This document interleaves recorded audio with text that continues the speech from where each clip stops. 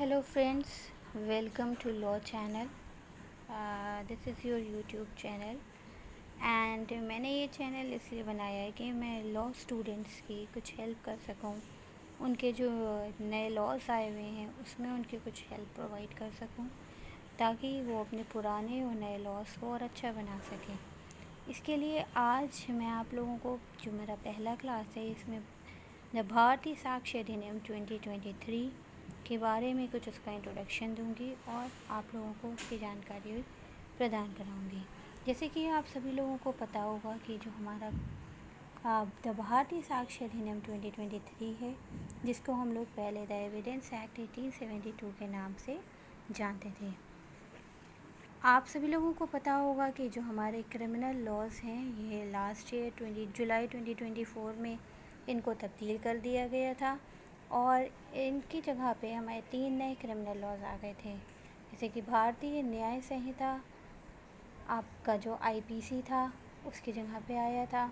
इसी तरह सीआरपीसी की जगह पे द भारतीय नागरिक सुरक्षा संहिता आया था और evidence act, Indian evidence act की जगह पे द भारतीय साक्ष्य अधिनियम 2023 को लाया गया था। इसमें बहुत ज़्यादा हम ये नहीं कह सकते कि चेंजेस किए गए हैं। इसमें चेंजेस किए गए हैं लेकिन सेक्शंस को कुछ जगह पे एज इट इज़ किया गया है, जहाँ पे जैसे कि कहते हैं कि according to jurisprudence law is a demand of society. जैसे जैसे आपकी सोसाइटी चेंज होगी वैसे वैसे भी लॉ भी आपका चेंज होता जाएगा। तो अगर हम लॉ को सोसाइटी के अकॉर्डिंग नहीं चेंज करेंगे तो हम कहीं ना कहीं पीछे रह जाएंगे। तो जैसे आजकल के आपने देखा ही होगा कि कितना ज़्यादा साइबर क्राइम बढ़ चुका है, इलेक्ट्रॉनिक मीडिया से कितना ज़्यादा क्राइम बढ़ता है और इन सब के प्रोविजंस हमारे लॉज में पहले नहीं थे, लेकिन अब हमारे लेजिस्लेचर ने उसको और अमेंड करके इसमें नए नए लॉज डाले गए हैं। वो मैं आपको जैसे जैसे सेक्शंस बताती जाऊंगी वैसे वैसे उनका इंट्रोडक्शन भी आपको देती जाऊंगी। इसके लिए ज़रूरी है कि आपके पास दोनों वेयर एक्ट हों।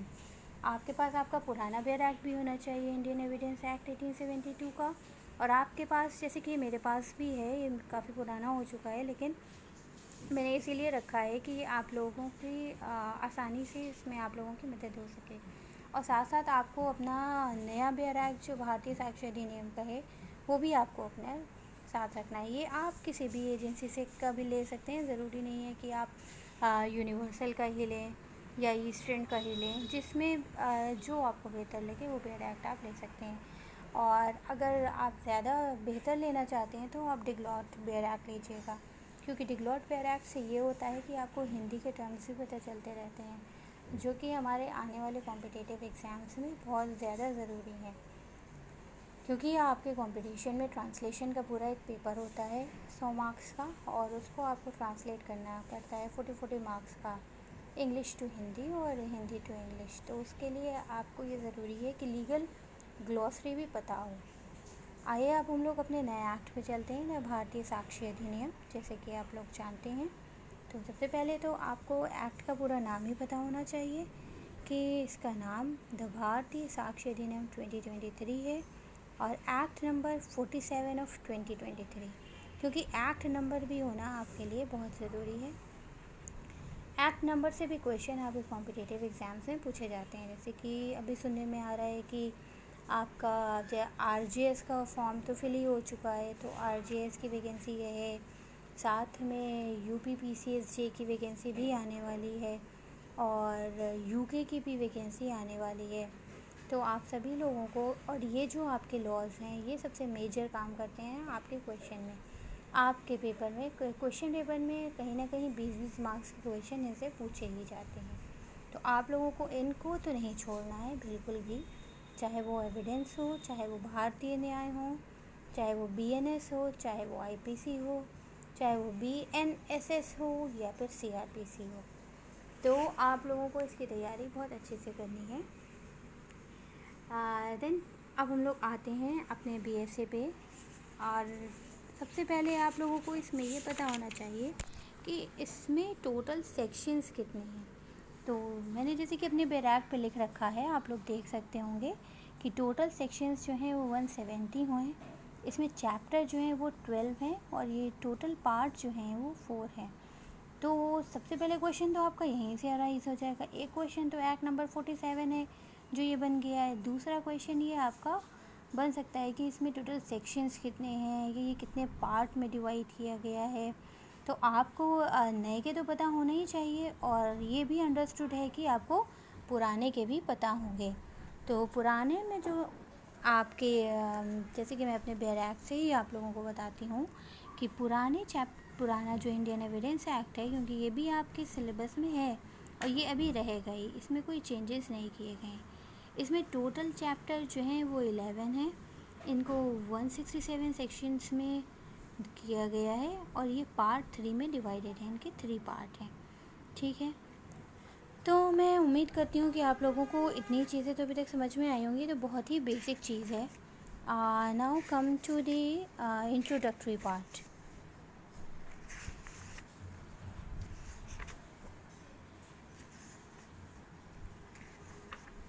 अब जितने भी बेयर एक्ट्स आप लोग लेंगे उनमें टेबल दी होगी, कंपैरेटिव टेबल।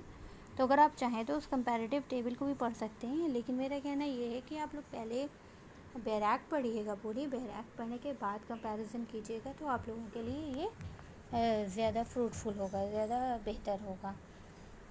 एक अब हम इसके मेन प्रिएम्बल क्लॉज पे आते हैं। जब भी हम किसी एक्ट को पढ़ते हैं तो हमें उसका प्रिएम्बल पढ़ना बहुत ज़रूरी है, क्योंकि प्रिएम्बल से भी क्वेश्चन पूछे जाते हैं।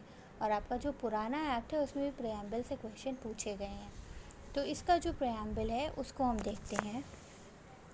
इसके प्रिएम्बल में कहा गया है, an act to consolidate and to provide for general rules and principle of evidence for fair trial.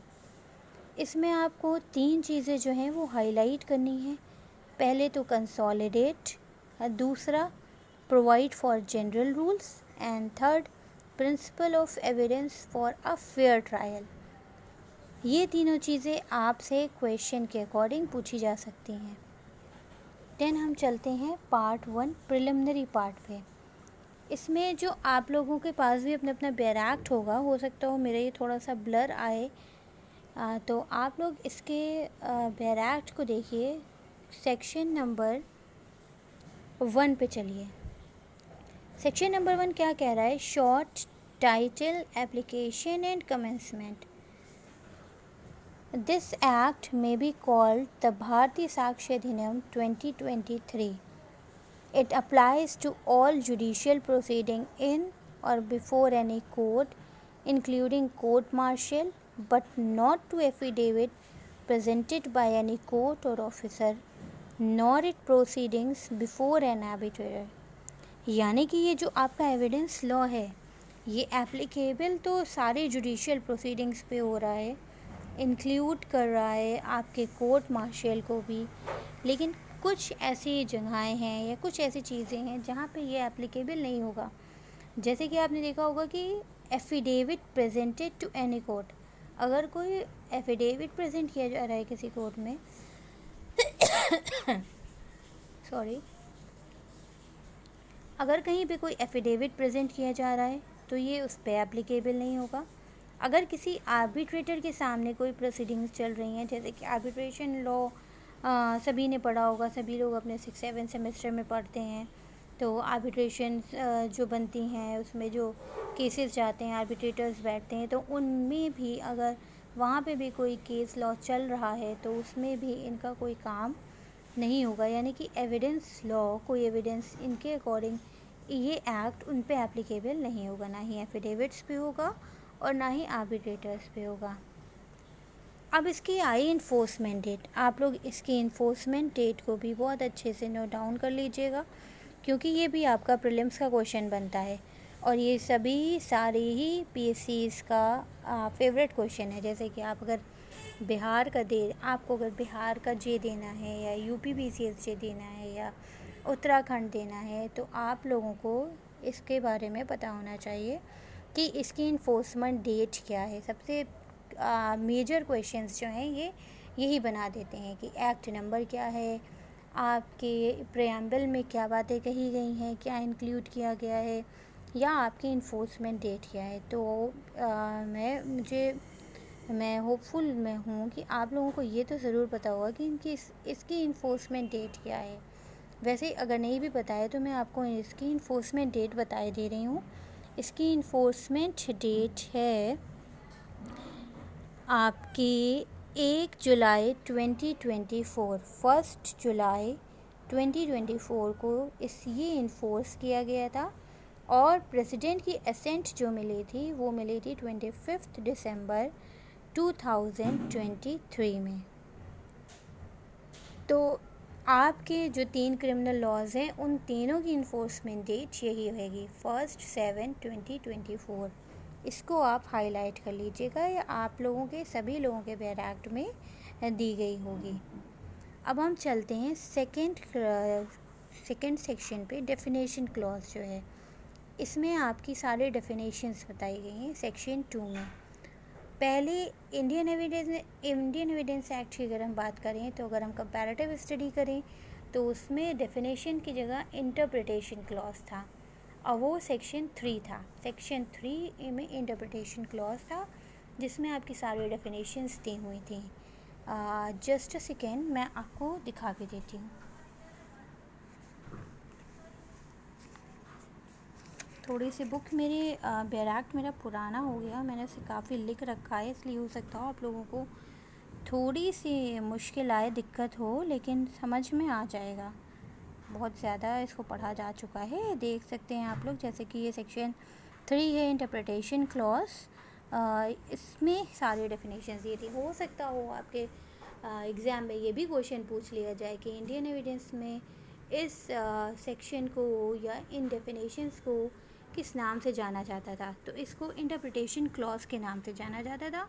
आप लोग इस बात का ध्यान भी रखिएगा, क्योंकि ये बातें बहुत छोटी छोटी हैं, लेकिन यही जिन बातों पे हम लोग ध्यान नहीं देते हैं वही बातें हमारे एग्ज़ाम में पूछ ली जाती हैं, और फिर हम लोगों को अफसोस होता है कि काश मैंने इसको सही से देख लिया होता। तो इंटरप्रिटेशन क्लॉज जैसे कि ये है सेक्शन 3 में इंडियन एविडेंस एक्ट में, और आपका ये भारतीय साक्ष्य अधिनियम में है, सेक्शन 2 में है, जो सारी डेफिनेशंस दी हुई हैं। और क्वेश्चन ऐसे भी बन सकता है, in which laws evidence act is not applicable. तो आप बता सकते हैं कि ये आपका एफिडेविट्स पे नहीं एप्लीकेबल होता है, और जो भी प्रोसीडिंग्स आर्बिट्रेटर के उसमें होती हैं उस पे एप्लीकेबल नहीं होता है। अब हम चलते हैं डेफिनेशन क्लॉज पे। जैसे कि डेफिनेशन क्लॉज दिया हुआ है, सबसे पहले है 2A।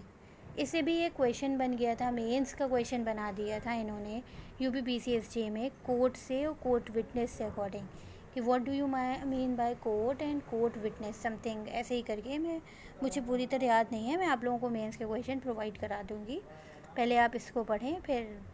तो courts means courts include all जजेस and magistrate and all persons except arbitrator legally authorized to take evidence। यानी कि यहाँ पे कह रहे हैं कि कोर्ट वर्ड जो है वो किसको किसको इंक्लूड कर रहा है।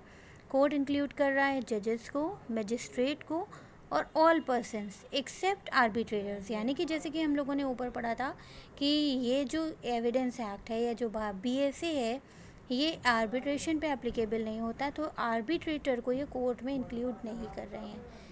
और ये सभी लोग जो जजेस हैं, मजिस्ट्रेट्स हैं और पर्सन हैं legally authorise to take evidence. Okay, तो इसमें कोई बहुत ज़्यादा रॉकेट साइंस नहीं यूज़ करनी है आपको। इसमें बस देख लेना है कि क्या क्या चीज़ें हैं जो इंक्लूड होनी है, जैसे कि जजेस हैं, मजिस्ट्रेट हैं और पर्सन्स हैं, लेकिन आर्बिट्रेटर्स नहीं हैं। इस बात को आप ध्यान में रखिएगा, ये पूछ सकते हैं क्वेश्चन। नेक्स्ट है आपका कंक्लूसिव प्रूफ। कंक्लूसिव प्रूफ हम लोगों ने पहले भी पढ़ा होगा, आप लोगों ने भी आपने पढ़ा होगा कंक्लूसिव प्रूफ के बारे में। Conclusive proof means when one fact is declared by this अधिनियम to be conclusive proof of another, the court shall on proof of the one fact regard the other as proved and shall not allow evidence to be given for the purpose of disproving it। यानी कि ऐसा act जो इस अधिनियम के द्वारा, यानी कि ये जो अधिनियम आपका है बीएसए है, इसके द्वारा उसको क्या कह दिया गया है, कंक्लूसिव प्रूफ कह दिया गया है, यानी कि उसको मानना ही मानना है। The court shell on proof of the one fact regard the other as proved and shall not allow evidence to be given for the purpose of disproving it। और कोर्ट ये अलाउ नहीं करेगा कि आप कोई भी एविडेंस दें, इस एविडेंस को जो आपका कंक्लूसिव प्रूफ है इसको डिस्प्रूव करने के लिए, उसे हम कंक्लूसिव प्रूफ कहते हैं। ठीक है, इसके अकॉर्डिंग तो कंक्लूसिव प्रूफ जैसे कि सेक्शन 2B में दिया हुआ है, और आपका कंक्लूसिव प्रूफ इंटरप्रिटेशन क्लॉज के बाद आप देखिए इंडियन एविडेंस एक्ट में भी दिया हुआ है। इसमें सेक्शन 4 में दिया गया है, जिसमें कंक्लूसिव प्रूफ की डेफिनेशन आप देख सकते हैं कैसे दी हुई है। when one fact is declared by this act to be conclusive proof of another, the court shall, on proof of one fact, regard the other as proved and shall not allow evidence to be given for the purpose of disproving it। यानी कि same बात यहाँ पे भी कह रहा है कि कोर्ट उसको कंक्लूसिव प्रूफ मान चुका है और कोर्ट अलाउ नहीं करता कि कोई भी एविडेंस उसको डिसप्रूव करने के लिए दिया जाए। बस आपको ये भी ध्यान में रखना है कि ये इंडियन एविडेंस एक्ट में कहाँ पे है और आपका जो बीएसए है इसमें कहाँ पे है। तो इंडियन एविडेंस एक्ट में ये आपका सेक्शन 4 है, यानी कि इंटरप्रिटेशन क्लॉज में नहीं दिया हुआ है, इसका एक पूरा अलग सेक्शन दिया हुआ है। और आपका जो बीएसए है इसमें ये सेक्शन 2B में दे दिया गया है। उसके बाद हम लोग पढ़ते हैं डिसप्रूव्ड। डिसप्रूव्ड की डेफिनेशन हम देखेंगे 2A में क्या है। सभी लोगों के पास बेयर एक्ट होना चाहिए, वरना बिल्कुल भी समझ में नहीं आएगा। बेयर एक्ट होगा तभी आपको चीज़ें क्लियर होती जाएंगी, और दोनों बेयर एक्ट होने चाहिए, एविडेंस एक्ट का भी होना चाहिए और बीएसए का भी होना चाहिए। ठीक है, देखिए आपका ये जो है बीएसए में हम देखते हैं सेक्शन 2C में डिसप्रूव्ड क्या कह रहा है। डिसप्रूव आपको बता रहा है, disprove in relation to fact means when after considering the matter before it the court either believes that it does not exist or consider its non-existence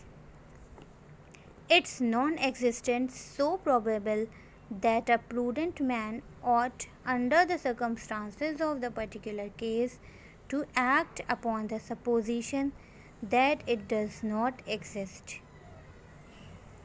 disproved में भी बहुत ही हल्की सी डेफिनेशन इन्होंने दी है।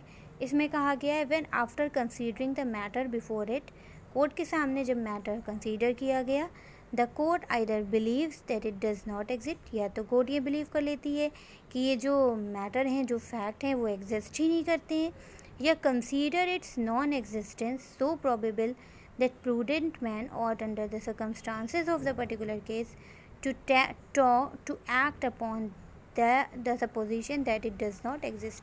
या कोर्ट ये कंसीडर करती है कि अगर कोई प्रूडेंट मैन होता तो वो इस फैक्ट की नॉन एग्जिस्टेंस के अकॉर्डिंग ही काम करता। तो ये जो डिसप्रूव फैक्ट हैं इसको कहीं भी प्रूफ नहीं कर सकता। ठीक है, इसी के साथ हम इसमें भी देख सकते हैं डिसप्रूव की डेफिनेशन इंडियन एविडेंस एक्ट में। A fact is said to be disproved when, after considering the matter before it, the court either believes that it does not exist, court believe कर रहा है कि exist नहीं कर रहा है, consider its non-existence, उसी तरह consider कर रहा है जैसे कि so probable that the prudent man ought under the circumstances of the particular case to act upon the supposition that it does not exist। जैसे कि एक प्रूडेंट मैन एक नॉर्मल सर्कमस्टांसेस में, एक पर्टिकुलर केस में वो ये सपोज कर लेता है कि ये फैक्ट जो हैं वो एक डिसप्रूव हैं या वो उनको प्रूव नहीं किया जा सकता। इसी तरह ये डिसप्रूव की डेफिनेशन दोनों में सेम दी गई है, बस आपके सेक्शन बदल दिए गए हैं। सेक्शन 3 इंटरप्रिटेशन क्लॉज में दी हुई है और ये आपके सेक्शन 2C में दी हुई है डिसप्रूव्ड। अब आते हैं डॉक्यूमेंट एक इम्पॉर्टेंट पार्ट है, इसको आपको अच्छे से देखना होगा। डॉक्यूमेंट भी देख लेते हैं क्या कहा है, डॉक्यूमेंट क्या कह रहा है।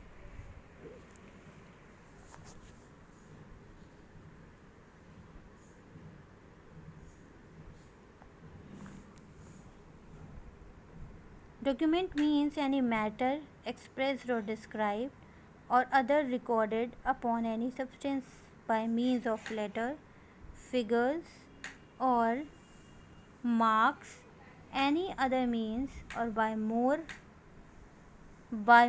than one of those means intended, used, or which may be used or for that purpose of recording that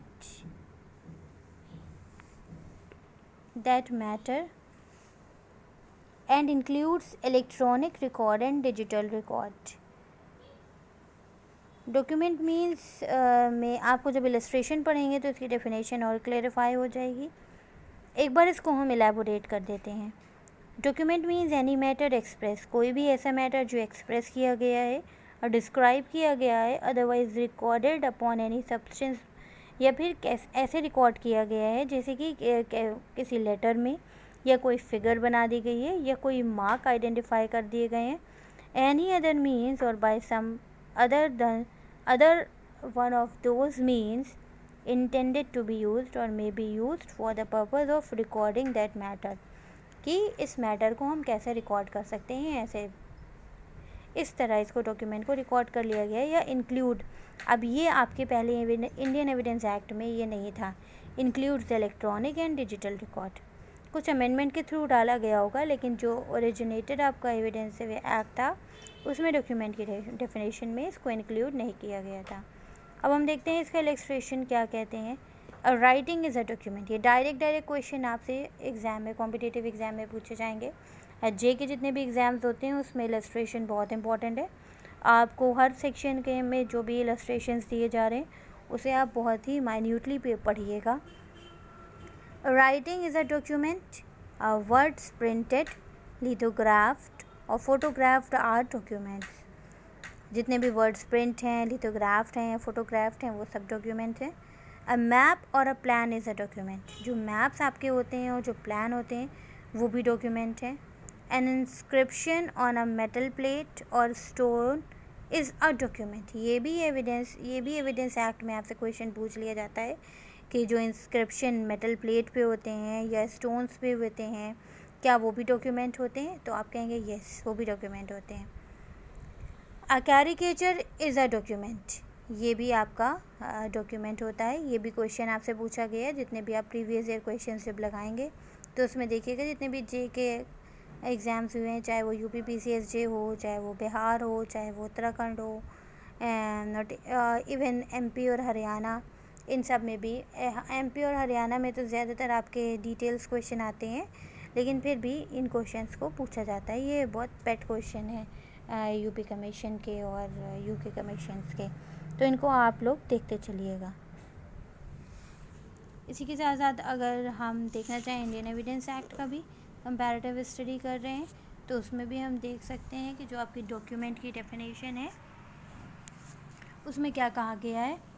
document means any matter express or described upon any substance by means of letters, figures or marks, or by more than one of those means intended to be used or which may be used for the purpose of recording the matter. आप same definition है, बस कोई भी फ़र्क नहीं है. बस इसमें जो मैंने आपको अभी बताया था कि क्या चीज़ें इसमें न्यूली इंक्लूड करके डाली गई हैं, जैसे कि electronic includes electronic and digital record, ये आया है. और ये चीज़ें आपके पहले इंडियन एविडेंस एक्ट के डॉक्यूमेंट के डेफिनेशन में नहीं थी. And then same